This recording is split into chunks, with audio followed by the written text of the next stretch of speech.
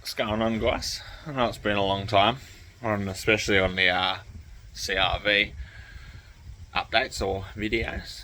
But the last, I don't know, week or so, I've been doing a bunch of research on like all sorts of forums, online, blah blah blah blah, on turboing a K24z1 because that's what's in the 2010 Honda CRV. Um, Apparently everybody, I don't know, it's like a bit of a misconception or controversy or something, I guess you could say. But everyone's trying to say that from 2009 onwards, the Honda CRVs don't come out manual transmission. They're automatic, a 4-speed automatic only, which is far from true. So this is a 2010 RE4 Honda CRV, 5-speed manual. So it's a factory 5-speed manual Honda CRV RE4.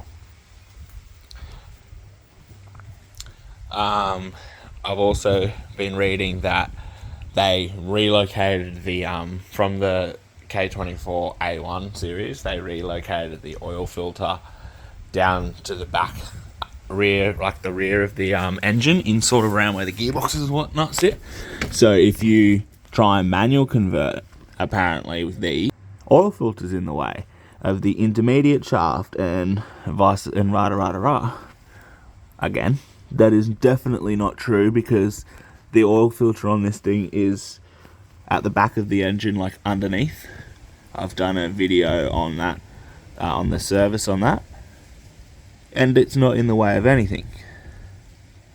So I'm really confused on how people are trying to say that these are not a good engine to turbo because of their automatic transmission, and it's just not going to handle any power at all. But it's a manual. So all I really want to know from anyone that was watching this video is it worth it? Because apparently it's not. And I don't know, as you, wouldn't you want to boost this thing? Like, seriously. I know I do.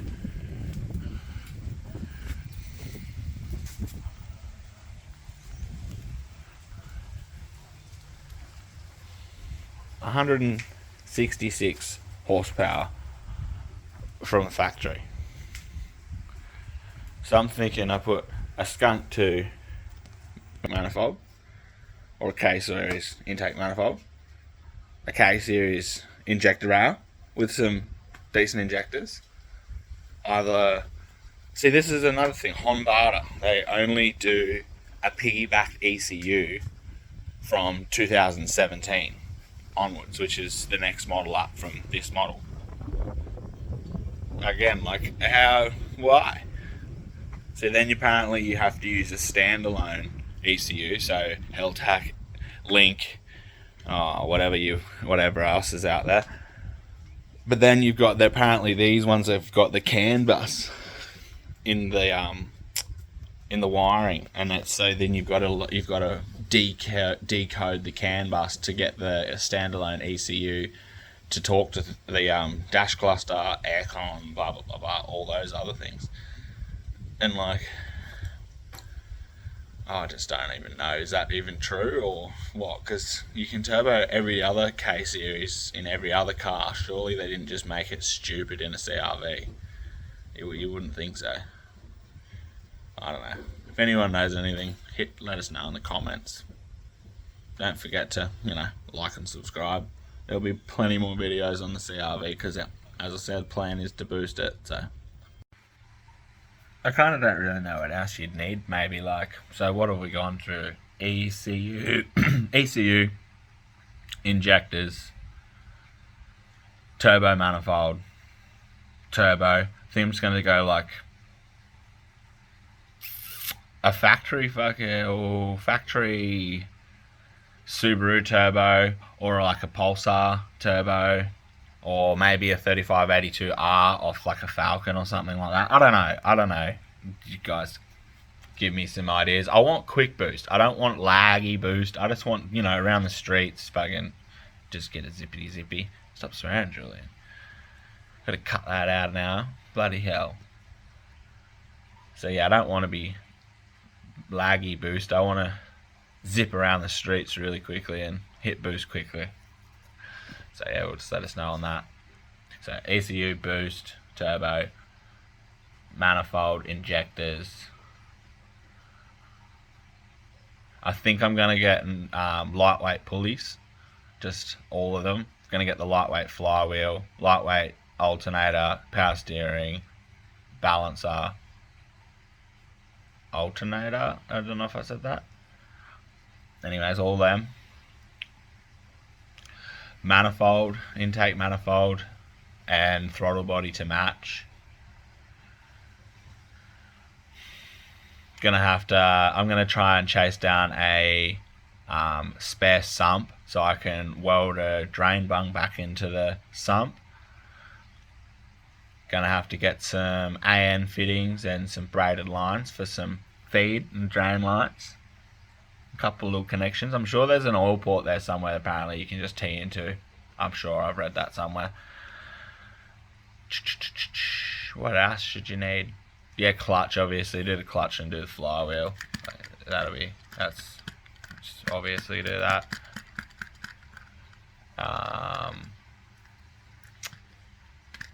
AFR gauge, boost gauge.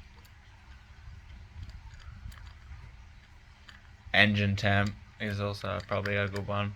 Honda shit. Oh, I can't go Honda to go on standalone.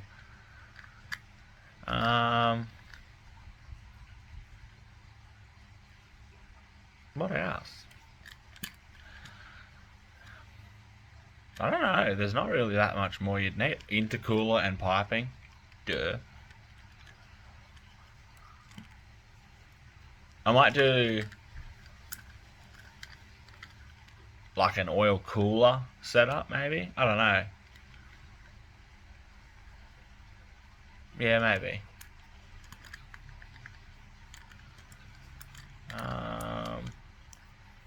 I'm going to relocate the battery down into the bumper at some stage too, just to give me a bit more room in the engine bay, just Booster Boys style. Just chuck it down in the front bumper. I was going to do it into the boot, but then I've decided to do a custom. I'm going to do a custom sub setup and whatnot in the boot, so I don't want anything else in the boot except for that because it's already hard to get room. Plus, I still want to use it as a daily. So, try and do that everything smart, practical. Yeah, I don't know. I think that's probably about it. Like, I'm not going to go for crazy boost. I only sort of want like 300, 400 horsepower. I'm pretty sure I can get that out of an NA. So chuck a turbo and then surely you wouldn't need that much. Just running small boost. My old Honda CD5 Accord, that was when it was running at its optimum. It was at 350 horsepower at 420 newton meters of torque, and that was on 18 pound of boost. So, and that was tuned. That would have been like 2010. Would have been tuned. It's what the dyno sheets, because I obviously didn't tune or build that one. I brought that one like how it was, but yeah, the dyno sheets when it was first like built and tuned, yeah, around 2010. So yeah, and that was on a H22 or F22, yeah, F22 B1 or A1, I can't remember. CD5, that was pretty nice. I've got videos of that on my channel. I personally never had it running at its mint condition. Like I swapped my VR Commodore 5-speed manual Ute for it, and $1,000. The young bloke that I got it from, he was on his, he was definitely still on his P's. That's one of the reasons why I got it. But he had another mate there that thought that he knew what he was doing when it come to tuning it. So they downloaded the Honda app on their laptop, plugged it in, and yeah, just sort of messed around with the tune, and it never ran good. The whole time I owned it, it never ran good. A few times I organised, I put deposits down for tunes, and no word of a lie, every time I would go to the tuner, I'd say I'd be going to get fuel the day before. I'd go take it to the fuel station quickly, grab some fuel, and come back. Something would happen. Turbo seals let go. It was just so annoying. I'd randomly just started getting a friggin' knock. What was the other thing? O2 sensor. I damaged my O2 sensor, so as soon as I went to go start, it was just running like a bag of crap. And what's going on here? I worked out it was my O2 sensor. I crushed it. It was just endless problems. Hence the reason I don't own that anymore. If I want to do a turbo build, I'm going to do it myself this time, and so I know the ins and outs. I had no idea of anything. I had no idea of compression ratios. I had no idea what cans were in there. I had no idea anything. I had no idea. Like, I couldn't even do the valve time, like the valve adjustments or anything like that, because that was all. It wasn't factory. It was all. Oh, I had like titanium rocker rollers. It was a pretty well built motor. Like, it was well built. Just the tune letting you down. So yeah, I don't know if there's much more to cover on the turbo for the K24. Speak of the devil, it's at home now. Mrs. Shaz has just gone down to the to the Woolworths, grab some dinner, and the carpet clean. They do a carpet clean. We've got a few puppies here, so got a few little stains we need to clean up. That's all right.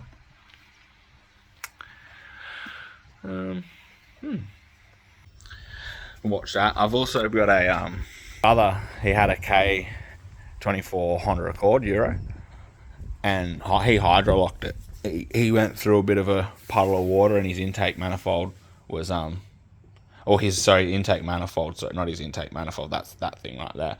His intake. He had the old just matte alloy piping, but he had it going down into his front fender, right behind his driver's wheel, and it was pissing down rain. And yeah, he went through a bit of a puddle of water, sucked up a bunch of water, hydrolocked the motor, shot the fucking piston and conrod all through the block. It was destroyed. Long story short, the intake manifold off that. So there's that half there, and then the other half there, because as you would probably know, they're a two-piece manifold, so you can split.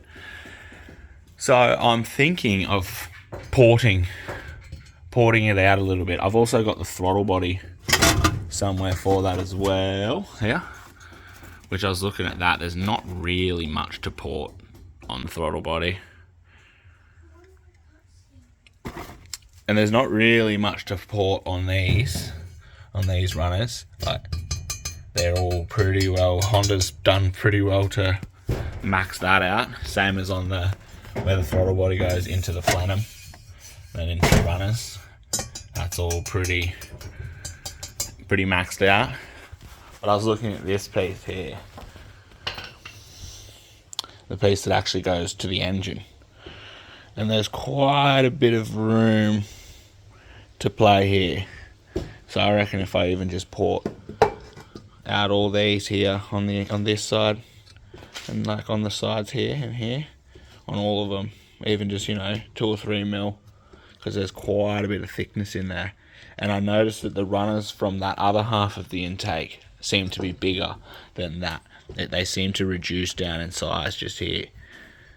So I reckon if I just, give that a bit of a scratch out and then a bit of a polish, clean it all up, get a new intake gasket, manifold gasket, slap it back on, or slap it back on that, and just see, if it makes any difference to throttle response or whatever. You should be able to hear the difference, to be honest. That's how you'll know if it's doing anything. It's not going to really make much of a difference without a tune, but you'll know it's going to make a difference.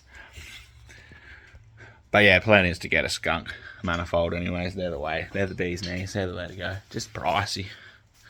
If Skunk wants to chuck us one of those bad boys for a turbo build, then muchly appreciated. Highly doubt it, but you never know. You don't know if you don't ask. Oh shit, nice. I got soot on my face. Nice. So yeah, I don't know. That's so bloody controversial. I don't even know. If you guys know, let us know. See you on the next one.